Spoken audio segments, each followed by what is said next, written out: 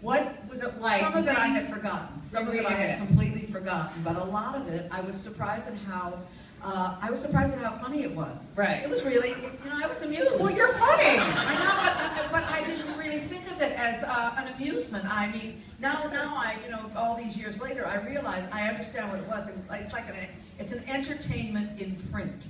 Right. And it's not really much unlike my shows. You know, it's got a little bit of everything, a little bit few laughs, a few tears, you know, some sparkles, some spangles, you know, some observations. It's, you know, it's like me. So now, I think most people, if they went back 35 years and, you know, had documented this entire, you know, and read about themselves, I don't know if they would like themselves. I was really surprised at how I managed to keep the worst parts of myself out of this book. Yeah, it's just like I must have told that character to stay in the closet. I'm just going to put my best self in that book. And I think I did. I really think I did. I think it's and for me, who has like a dark side, I think it's a real accomplishment. You know.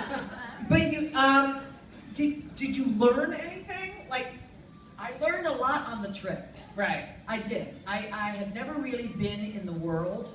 I had never been to places like Australia. I'd never even been to London. Right. Once I went to Paris, and I mean, I had one of the worst experiences of my life. I was literally, and I'm not the only one that this has happened to, I was literally reduced to tears in about a half a day. I mean, I cried from dawn till dusk being in Paris. It was so hard. Right. You know, I couldn't even order a cup of coffee. Right. I mean, you'd say, may I have a cup of coffee? And they'd say, that's not French. Right. You know? What is well, it? they're lovely people. They're lovely people. Very. Actually, I adore them. Yes. I mean, I adore them from a distance. I right. think kind of, from a I distance. like to read about them. Yes, from a distance. Right, I like to read about them. I like to see what they're wearing, but I don't really like to. The interaction is too deep. You know, too hard. You wrote this. I mean, this is your first world tour. Yeah. And you wrote it right after The Rose. Yes. Yeah. Did you know when I mean, that movie is unforgettable on so many levels, but did you know when you were making The Rose, this is it? This is going to be a huge hit, and I am a movie star. No. I knew that something was going to happen, but I didn't know what it was going to be. I thought that it was a good piece of work. Right. Because everybody in it was so good. The director of photography was sensational. The director was really great. Alan Bates was in it. Oh my God. Freddie Forrest was in it, who I actually got to know. And I knew that it was something special. But I didn't expect that. I mean, I thought the Americans would like it, but I didn't know about the world. Right. And the biggest shock of this tour was how much they had taken from that movie and sort of projected onto me and those shows. Right. They were very excited, and in fact, hyper excited. And it was while it was thrilling, it was also a little bit scary. So, right. Yeah. So, all right. So I was reading a lot. I mean, of course, I read the book, and there were certain things that really stuck out to me. And I did, you know, I read about you, but the story about you when you were living in Hawaii. And you were a little girl, and you snuck into the library, that special room in the library. You know the room. Yes. Well, it was really a cabinet. Right. It was a cabinet, and it was under lock and key. And you know, it was way, way upstairs, way up the stairs. We had the most beautiful library in our town. It was the Library of Hawaii, and it was built by Julia Morgan, who was William Randolph Hearst's architect. And it was beautiful. It had columns, you know, and it was Grecian. It looked like the Parthenon or something. And inside there was an open colonnade, and you could walk all the way around and go up this. It was a beautiful, beautiful space. And my parents used to dump us off there every Saturday. My two sisters and I, they would pull up to the library, push the three of us out, and go on with my brother to do their shopping. And then this was like at 8 o'clock in the morning, and at 4 o'clock in the afternoon, they'd come and get us. I mean, I think they would think that was abuse now, right. But for us, it was like, wow, the library! So we were all really big readers, because we just went from the kids' room to the grown-ups' room to the magazine rack, you know, and finally you get to the sex cabinet. Right. You know, and we'd sit there looking at the sex cabinet, trying to figure out what's in the sex cabinet. Not really understanding anything at all. But I will say this, in those days, magazines, they don't have these magazines anymore. You know them. I can see that there are a number of you who are a certain age, and you know, it was Life, Look, Collier's, and they covered the world, and they also covered the social world in New York City and in California, which was something that was completely alien to me. And when I looked at those pictures, I was dumbfounded that there was such a life. And I really think that you know, and I had a steady diet of it every Saturday. I would go up and look at the same magazines, and I think it really addled my brain. Right. Because that's what I wanted to aspire to. Right. Yeah. You talk about an Oscar Wilde quote. Do you remember that? Something about the decay of lying, right? But the masks. Yes, the masks. Yes. Yes. And it's so prescient when you think about it, that you're talking about the mask, you're reading about the mask, and yet the characters that you have developed over the years in your stage shows are really masks. They're all masks. Yeah. They're all masks. And you know, the thing that used to drive me the most nuts after I created the Divine Miss Sam, with the help of many, I didn't do that on my own.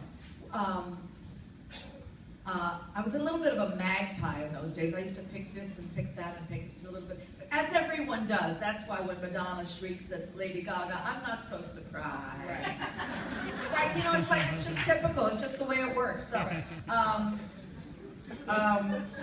the thing that used to be the most not frustrating, but kind of sad-making for myself was that if I would go to a party after I had become well-known, and they would think that I was going to come in and be the Divine Miss M, and that I was going to, like, you know, flash my tits. Right. I was going to, you know, how about some of this, boys? I mean, and I would be there, and I was, you know, I was very well brought up. I mean, sort of, kind of, sort of.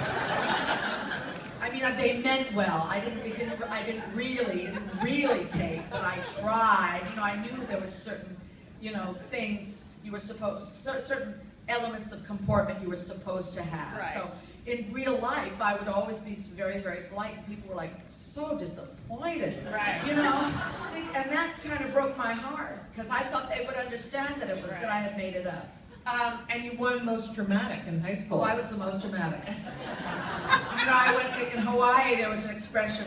We didn't speak really English. We didn't really speak English in Hawaii. We spoke what was called pidgin English, and that's what they called it? No, it was, that's what the powers that be, the elite, the 1% called it. You know, these people like me and the people that I went to school with, mostly Asians and Polynesian people, Samoans, Hawaiians, you know, you name it.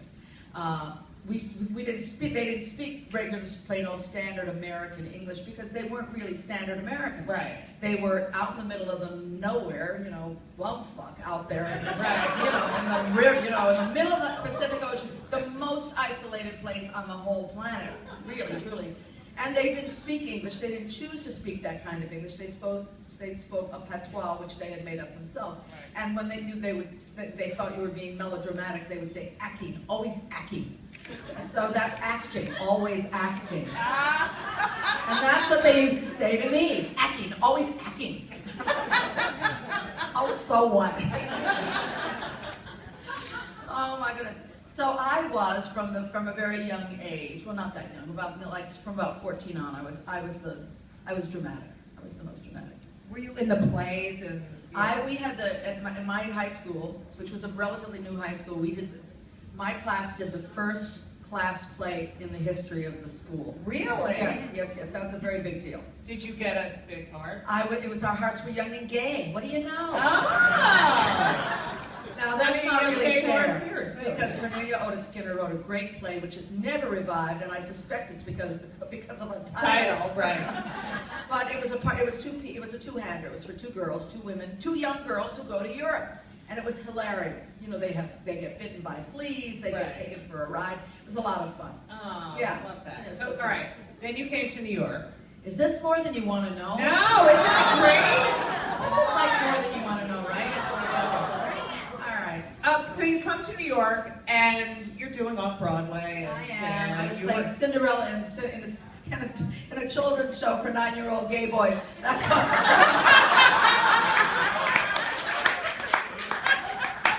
Oh, those were the days. Oh, gosh. I was today. I think I need to put a coffee table book out. These pictures are too priceless. Go ahead. Sorry. And you were in Fiddler on the Roof, right? I got into Fiddler on the Roof. I was very, very lucky. I slipped in under the wire when nobody was looking. When I was pretty young, when I was about 22 years old, 23 years old, something like that. Maybe 24. Right. But youngish. Right. And then the bathhouses. Well, between the time I got into Fiddler on the Roof and the bathhouses, there were about 5 years in between. Right. And I was in Fiddler, and I kept saying, "Oh, who do you fuck to get out of here?" Champion. If only. Oh, he was very weighty. You wouldn't want to have sex with him. Oh my God, get off of me.